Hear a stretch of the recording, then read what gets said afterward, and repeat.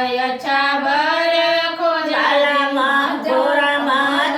खोजा बापा चाचा गुंडानी कर जाई जी कालामा खोजा चाचा दिया दहल जाई जी ऐसा बारा खोजा चाचा चंदा छिपी जाई जी ऐसा बारा खोजा चाचा चंदा छिपी जाई जी सबर खोजा चाचा चंदा छिपी जाई जी सबर खोजा चाचा चंदा छिपी जाई बारा खोजा चाचा चंदा छिपी जाई जी ऐसा बारा खोजा चाचा चंदा छिपी जाई जी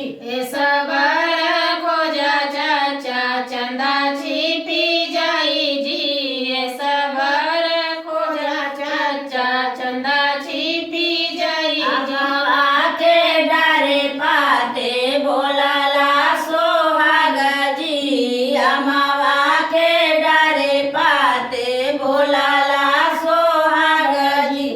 अमावा के डरे पाते बोलला सोहाग जी अमावा के डरे पाते बोलला सोहाग जी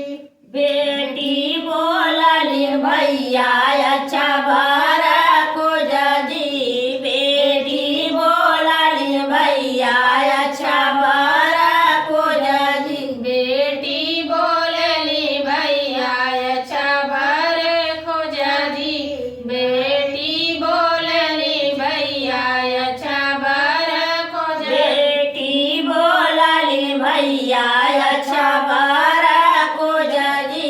बेटी बोलली भैया अच्छा बारा खोजा जी बेटी बोलली भैया अच्छा बर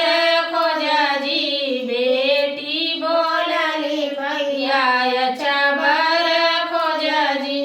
गोरा माथी खोजा भैया गुंडानी कर जाई जी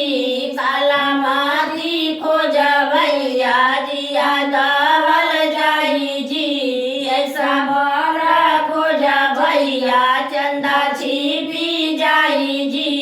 ऐसा बड़ा खोजा भैया चंदा छिपी जाई जी सबर खोजा भैया चंदा छिपी जाई जी सबर खोजा भैया चंदा छिपी जाई बारा खोजा भैया चंदा छिपी जाई जी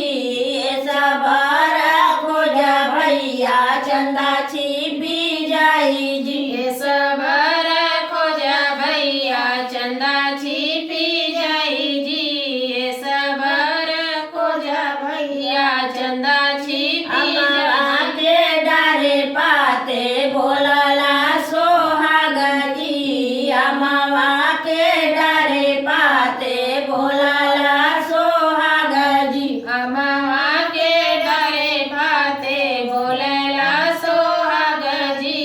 अमावा के डरे पाते बोलला सोहाग जी राधे राधे भैया बहने राधे राधे सुहाग गीत अच्छा लगे तो लाइक कमेंट शेयर जरूर करिए।